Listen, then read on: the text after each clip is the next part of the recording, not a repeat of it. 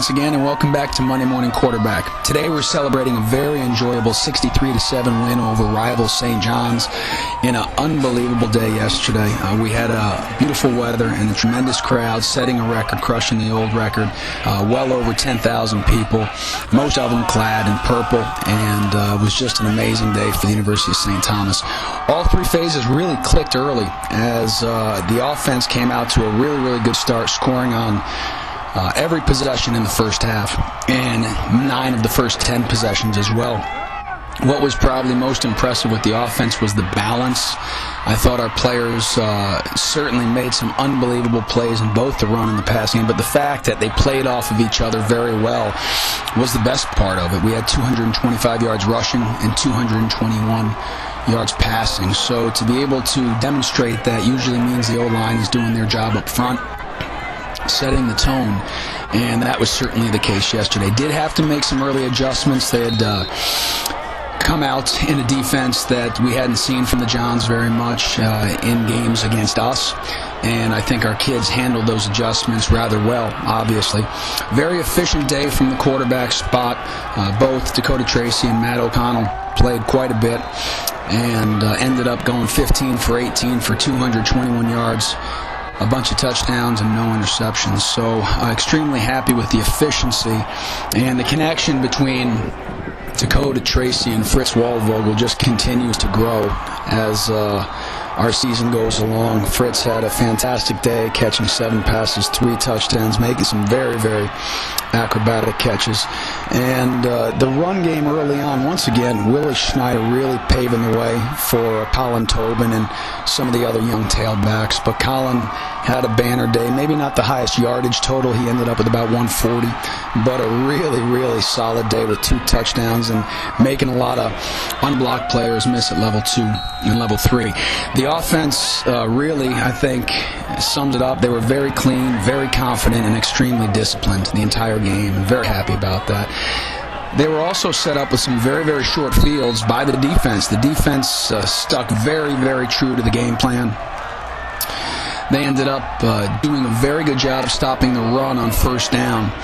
And as a matter of fact, throughout the game, we only allowed 57 yards on 36 rushing attempts, which going into the game, if you would have said that's what we would get, we would feel very pleased with that. But that really flowed sequentially into being in 3rd and long. And from stopping the run on first down, we were able to get the pressure, and they only had 5 of the 19 conversions on 3rd down, and we were able to bring a lot of the guys at them and ended up with 8 sacks in the game, and where we had not allowed any on offense. So that was a big discrepancy. At halftime, the defense had only relinquished about 90 yards, led by linebackers had a banner day, but Tony Dana, can't say enough about him. Tony ends up with 10 tackles. He had 5 tackles for a loss, 3 sacks, and was just all over the place yesterday.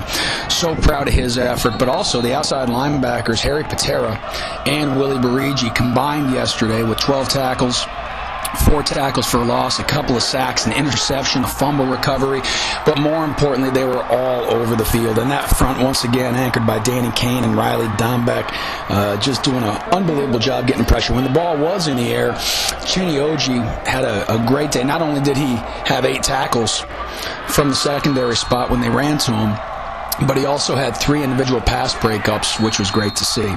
Kicking game, once again, kickoffs just getting better and better, and now we end up once again with a perfect field goal PAT day. Timmy Albright went 9 for 9 on his PATs and looked very clean.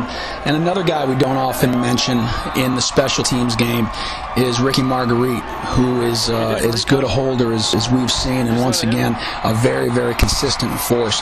Solid day on special teams, not perfect by any stretch of the imagination. We did have a penalty on a punt return by Fritz Waldvogel, scored a touchdown, and the penalty brought it back and took 7 points off the board early in the game. And then once later on in the game, we had a beautifully blocked kickoff return, but unfortunately our kick returner stumbled and we're not able to bring it the distance, which again kept 7 points off the board. So there are plenty of things for us to work on. We did have to punt 3 times, which is the most this season in a single game.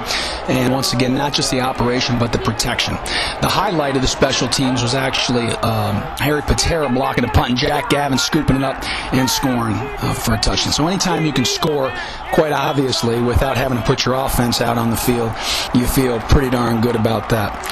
The most important thing was I think this was a wonderful way for our seniors to go out in this rivalry. These seniors, this group of seniors, these 22 men, were a part of our very, very first recruiting class. A recruiting class that came to us when we didn't have a lot of things in this program. We didn't have the facilities, we didn't have the record, we didn't have the national ranking or the championships that we do now. And really, they came to us on faith, for nothing more than the promise of a better tomorrow. And these seniors are the ones that turned this program around, and in 4 years have changed the dynamic of not just this game, but the dimension of this football program for years and years to come. So the win yesterday, although there were many, many people who will be very happy with it, in our hearts, it's really for the seniors that helped us do what we're doing and set us on a tremendous course and trajectory along our journey. Players of the game: on defense, Tony Dana; on offense, Fritz Waldvogel; on special teams, Timmy Albright; offensive scout, Nick Brewers; defensive scout, Anthony Gullickson; and hustler of the week, Paul Carlson. We look forward to seeing you guys at Augsburg next week at 1:10 on Saturday as we take on an undefeated Augsburg team. It should be a great one. We'll see you there. Have a great week.